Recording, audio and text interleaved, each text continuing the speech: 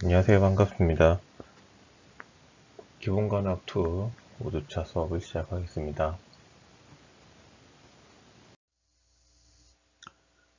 수업에 앞서 저작권 관련 사전 안내문을 알려드리겠습니다. 본 강의의 모든 영상, 사진, 텍스트의 촬영, 캡처 및 공유와 배포를 금지합니다. 해당 경고를 무시하고 불법 복제 및 배포와 같은 저작권 침해 위법 행위가 이루어지는 경우에는 관련 법령에 따라 저작권자가 법적 조치를 취할 수 있습니다. 이번 시간에는 피부 통합성과 상처 간호에 대해서 알아보겠습니다. 이번 시간에는 상처 유형이 어떤 것들이 있는지 그런 것들에 대해서 좀 알아볼 거고, 그리고 상처 치유에 영향을 미치는 또 요인들이 있습니다. 이 상처 치유에 영향을 미치는 요인들이 어떤 것들이 있는지 보고, 상처와 관련된 간호 과정, 사정하고 진단하고 계획하고 수행하고 평가 전부 다 이런 간호 과정도 알아보고, 그리고 상처 간호를 할 때 상처에 적절한 드레싱들은 어떤 것들이 있는지, 그리고 이 상처 간호하면 욕창 이야기가 굉장히 많이 나옵니다. 여러분들이 임상에서 가장 많이 볼 수 있는 상처 중에 하나, 욕창. 이 욕창 발생 위험 요인들은 어떤 것들이 있는지, 그리고 이 욕창과 관련된 또 간호 과정에 대해서 알아보는 시간을 갖도록 하겠습니다.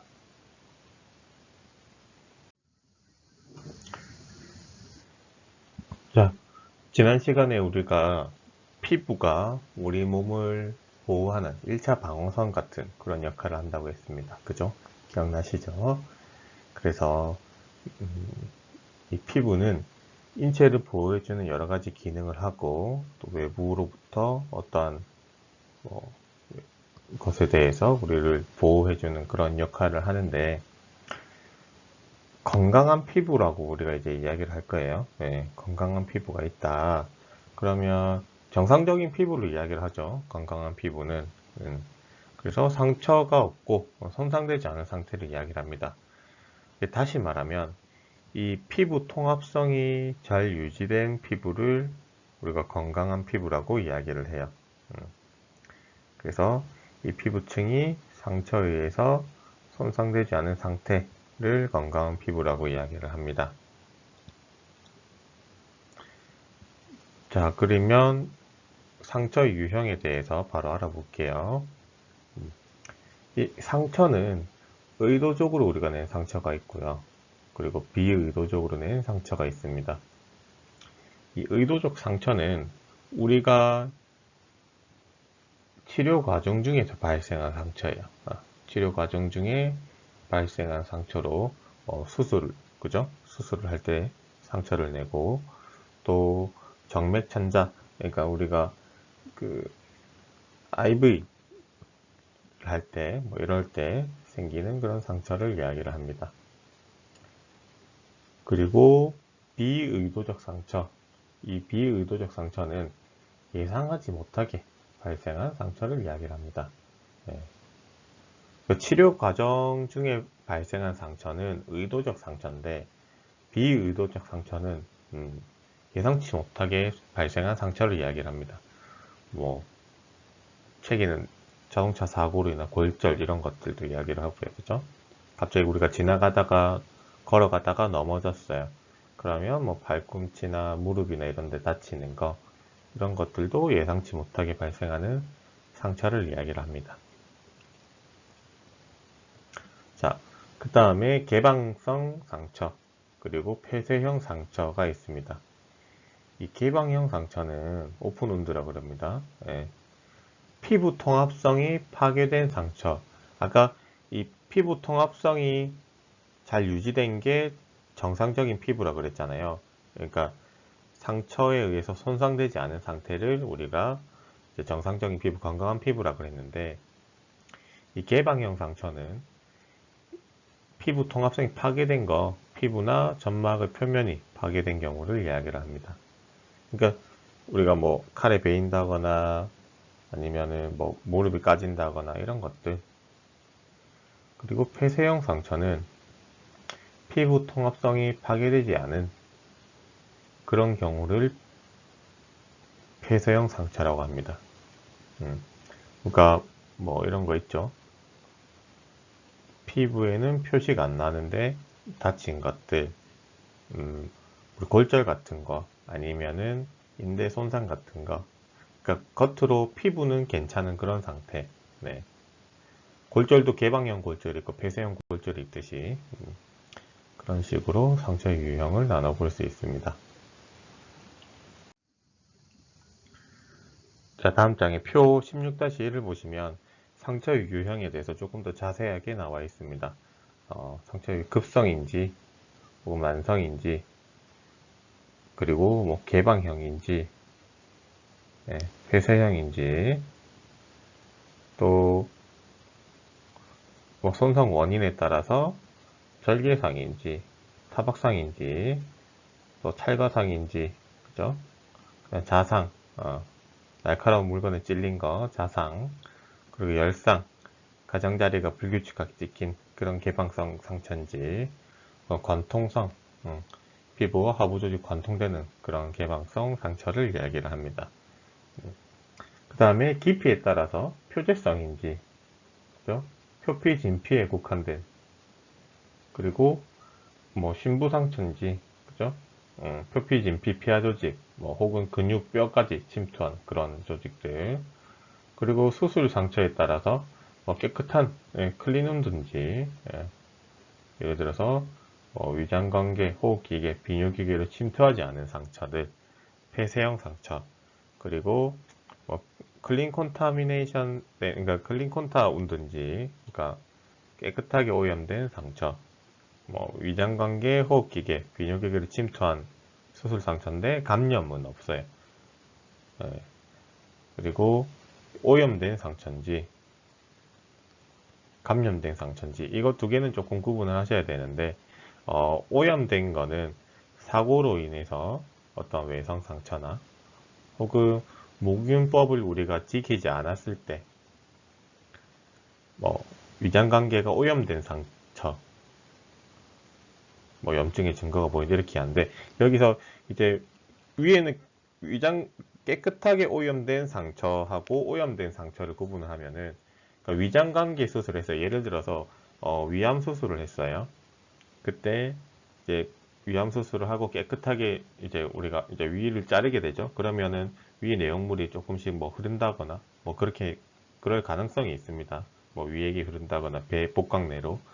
그럴 때 그런 것들을 다 제거하고 어, 감염의 징후가 없는 상태를 깨끗하게 오염된 상처인데, 이제 여기에서 위장관계가 오염된 상태로 이야기를 하면은 똑같이 뭐 위 수술을 하는데 뭐 위천공이 있다든지 혹은 장천공이 있다든지 그렇게 돼서 복강 내로 뭐 위 내용물이나 장 내용물이 다 이렇게 흘러 들어가 버렸어요. 그럴 때 아무리 깨끗하게 해도 이제 이 오염된 상태로 상처가 있을 수가 있습니다. 이미 우리가 수술하기 전에 천공이 된 상태이기 때문에. 그 다음에 감염된 상처는 괴사 조직이 있는 오래된 상처나 뭐 욕창 같은 것들, 그리고 화농성 배, 그러니까 고름이 있을 때, 그래서 그런 것들은 우리가 감염의 징후가 있다, 그렇게 이야기를 하는 거죠.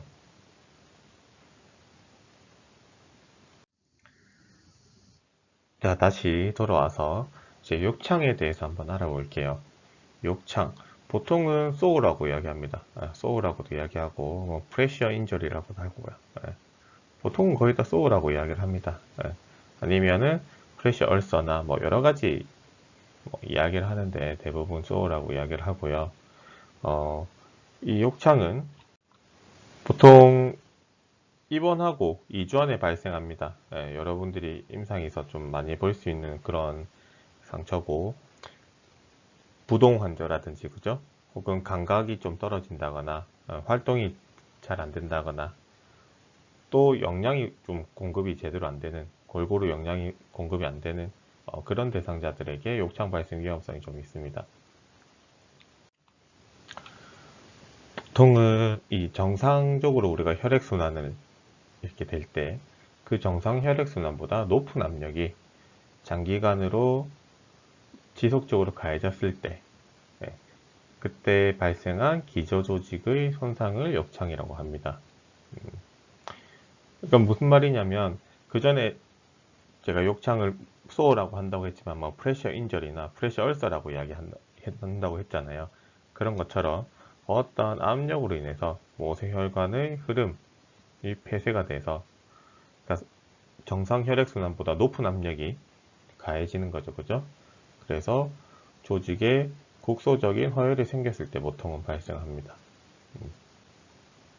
그래서 이 압력이 비교적 짧은 시간에 제거가 되면은 반동성 충혈이라고 이야기를 해요. 그러니까 초기 징후를 우리가 볼 수 있습니다. 그러니까 여러분들 팔을 책상에 오래 이렇게 좀 대고 있는다거나 그죠? 아니면은 엎드려 잘 때 조금 오래 누르고 있으면은 이마나 팔이나 그죠? 팔꿈치 부분이 빨갛게 되잖아요. 그죠? 네, 빨갛게 됐다가 다시 보통 돌아오잖아요. 네. 그래서 이 반동성 충혈은 모세혈관이 확장했다가 그죠? 그렇게 되면서 피부가 발적되면서 어떠한 욕창들을 예방하기 위해서 하는 우리 몸의 방어 기전으로 보시면 됩니다.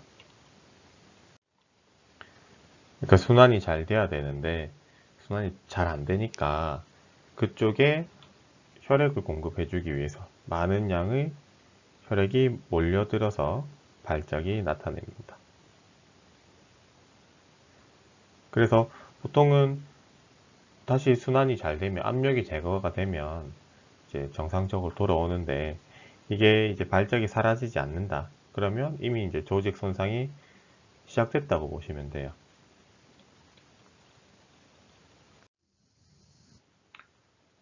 그 다음 또 우리가 볼 수 있는 그 초기 사인으로 창백성 충혈이 있습니다. 이 창백 충혈 검사를 하는데 이 손가락 끝에 압력을 이용해서 충혈이 소실되는지를 확인하는 방법을 이야기를 합니다. 그래서 이 압력을 줬을 때 이 압력에 의해서 소실이 되는 충혈 부위가 있는지 없는지 이런 거를 볼 수가 있어요. 근데 뭐 피부가 좀 까맣다거나 그죠? 뭐 혹은 뭐 흑인들 같은 경우 아니면 우리 한국 사람들 중에서도 피부가 좀 많이 까만 사람들 그런 사람들은 조금 이런 창백 충혈을 보기가 조금 힘들 수가 있습니다. 그래서 이 창백 충혈을 볼 수가 있고 그 다음에 비창백 충혈은 우리가 이제 누른 다음에 보통은 이 압력에 의해서 소실이 되어야 되는데 충혈 부위가 근데 발적이 지속적으로 보이는 그러한 조직 손상이 있는 그런 부분을 볼 수가 있습니다. 네. 그래서 이때는 발적이 되거나 혹은 이 자주색으로 색깔이 좀 변한 그런 부분을 손가락으로 눌렀을 때 그러니까 더 밝은 색으로 변하지 않는 그런 상황 그러니까 소실이 안 되는 그런 상황을 이야기를 합니다. 그래서 그런 상황은 이 심부 조직 손상이나 혹은 이 욕창 첫 번째 단계에서 쉽게 볼 수가 있습니다. 그래서 초반에는 이 압력을 제거를 하고 그 다음에 우리가 조직을 보호할 수 있으면은 보통은 원상태로 회복될 수가 있습니다. 네.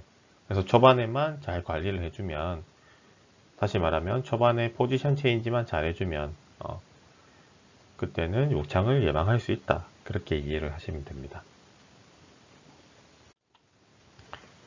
자, 그렇다면 욕창이 어떻게 발생되느냐? 네. 압력 때문에 보통 발생한다 그랬죠, 그죠? 네. 그래서 이 피부 표면에 가해진 압력은 욕창을 일으킬 수가 있습니다. 그래서 이 모세혈관을 폐쇄할 정도의 압력, 그 정도의 압력이 가해질 때 발생할 수가 있는데 정상적인 우리 모세혈관의 압력이 12에서 32 mm 머큐리 정도면은 이 32mm 머큐리 이상일 때 32 이상일 때 이제 이 압력이 발생한다라고 보시면 돼요. 그래서 이 32가 초과하게 되면은 혈관이 폐쇄돼서 혈액이 정상적으로 공급되던 그런 조직에 이제 허혈성, 그러니까 그 모세혈관 압력이 발생해서 피가 안 간다는 거죠. 그죠? 그래서 허혈성 손상이 일어난다.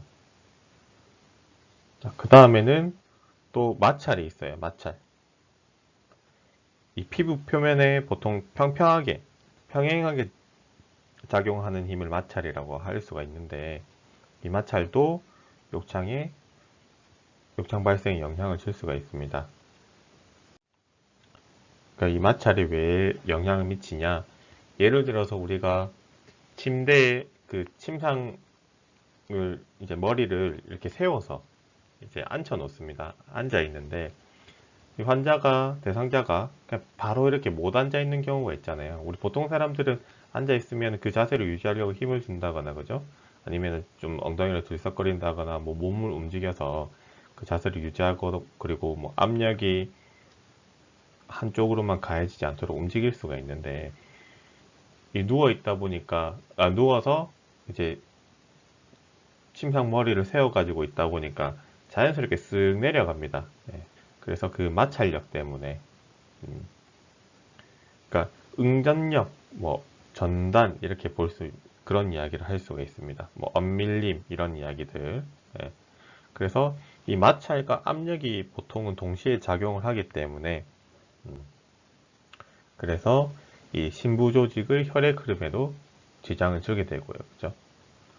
그러니까 쉽게 말하면은 이렇게 보시면 돼요. 여러분들 뭐 피부를 서로 반대 방향으로 뒤튼다고 보시면 돼요. 그러면 마찰과 응전력, 엄밀림 이런 게 동시에 작용을 하기 때문에, 예, 그렇게 되면 또 욕창이 발생될 수가 있습니다.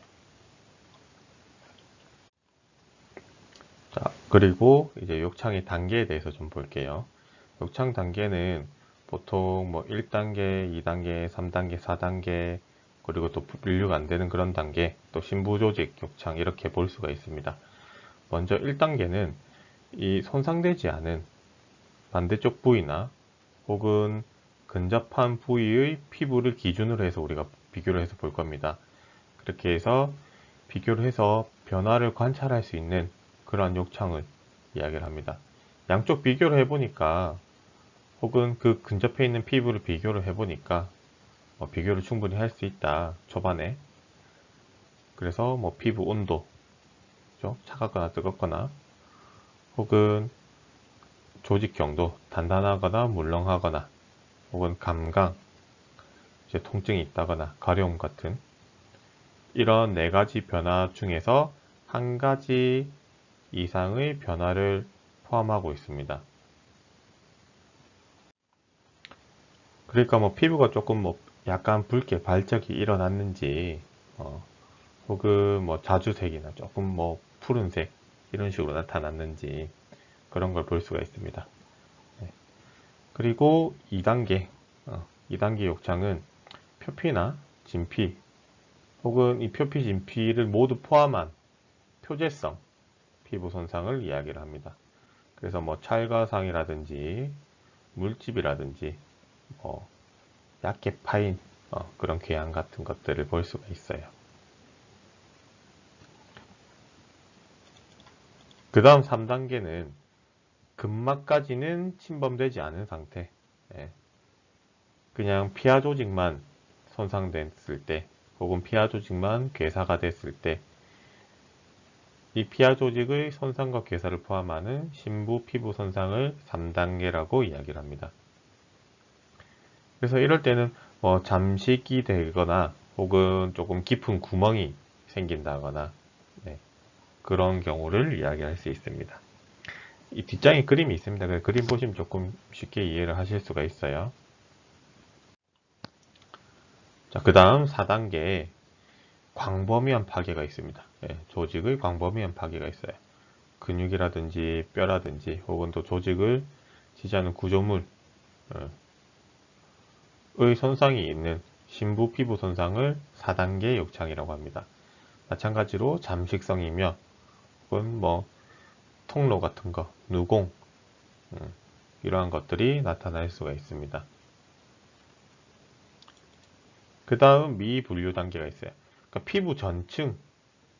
피부 전층에 손상이 있거나 혹은 괴사조직, 가피 이런 것들로 덮여 있어가지고 조직이 얼만큼 손상됐는지 그 깊이를 우리가 보는 게 불확실하다는 거죠.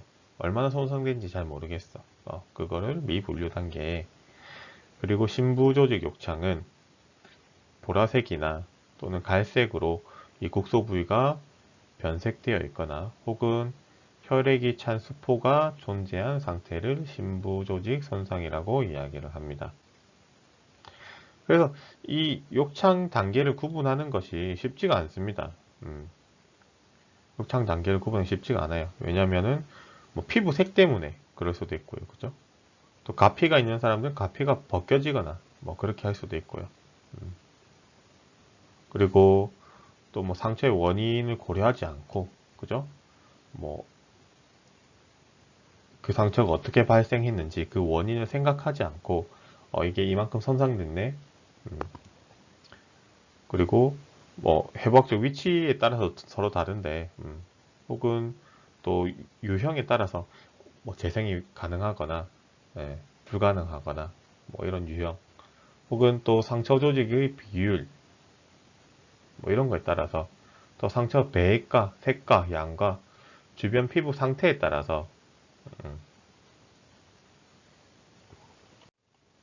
그래서 이러한 경우에 따라서 다 다르기 때문에 그래서 어떠한 상처의 원인을 고려하지 않고 우리가 사정을 할 때는 해부학적 위치가 어떤지 크기가 어떤지 유형 금방 이야기했던 비율 색과 양 주변 피부 상태가 어떤지 이러한 것들을 보고 판단을 해야 됩니다.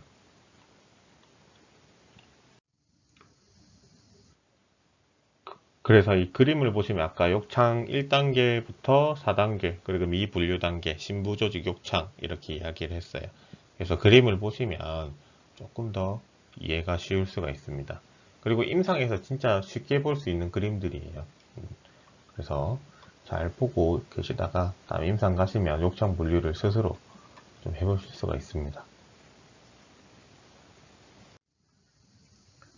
자, 다음으로 욕창의 위험 요인에 대해서 좀 볼게요. 아까 잠깐 이야기를 했지만 거기에서 추가를 해서 욕창 위험 요인을 보겠습니다. 먼저 마찰이 있습니다. 마찰. 마찰은 이 찰과상 형태의 피부 손상을 유발을 합니다. 쓸렸을 때, 엇밀렸을 때, 이 찰과상 형태의 피부 손상을 유발을 한다는 거죠. 그래서 뭐 팔꿈치나 뭐 발 뒤꿈치 이런데 잘 발생을 하고요. 그래서 마찰에 의해서 된 피부 손상은 뭐 찰과상이나 열상처럼 보이기도 합니다. 그 다음에 엇밀림, 전단, 응전 이런 이야기를 합니다. 그러니까 피부는 고정되어 있는데 골격 구조가 움직임으로써 피부에 가해지는 힘을 엇밀림 이렇게 이야기합니다. 아까 말한 침상머리를 올렸을 때 피부는 있고 몸이 쭉 내려갔을 때 쏠리는 거, 밀리는 거 그렇게 보시면 되고요. 그 다음 부동, 그죠? 당연하죠, 그죠? 안 움직일 때 활동이 제한되어 있을 때 그러면 특정 부위 압력이 가해지기 때문에 궤양이 또 잘 생길 수가 있습니다. 그리고 부적절한 영양, 영양 상태도 굉장히 중요합니다. 우리가 뭐 필수 영양, 뭐 탄단지 이런 이야기를 하잖아요, 그죠? 그래서 이 부적절한 영양 상태는 피부 재생이나 몸 회복하는데 굉장히 영향을 많이 미치기 때문에 그래서 뭐 영양 상태가 부적절하다, 뭐 체중 감소가 온다거나 근육이 위축이 온다거나 그죠? 그러니까 쉽게 말해서 피부와 뼈 사이 그런 완충 역할하는 그런 물질들의 양이 감소한다는 거죠. 그런 조직의 양이 감소를 해서 그래서 완충 역할하는 그런 조직들이 없어서 욕창을 더 잘 발생시킨다. 특히나 뭐 탄수화물이나 단백질, 수분, 아연, 비타민 C 이런 것들은 욕창 발생하고 관련이 큽니다. 그리고 이 부종이라든지 그리고 산소와 영양분 이동이 잘 안 되는 모세혈관에서 그죠? 순환이 잘 안 될 때 압력이 있어서 순환이 잘 안 될 때 그럴 때 욕창 발생 위험성이 증가하게 됩니다. 그 다음 실금이 있는 대상자들, 면실금, 요실금 같은 것들 있죠. 실금이 있는 대상자들은 이 습기가 피부에 남아 있습니다. 그래서 이 습기가 남아 있으면은 이 피부가 손상을 쉽게 받습니다. 무슨 말이냐면 여러분들 목욕탕이나 뭐 이런데 혹은 바닷가 수영장 가서 물에 오래 있으면 피부가 쪼글쪼글해, 손끝이 쪼글쪼글해지는 그런 걸 본 적 있잖아요. 그렇게 습기가 계속 있다 보면은 그때 만져보면 피부가 굉장히 부드럽습니다. 그죠? 그럴 때 손상이 잘 온다.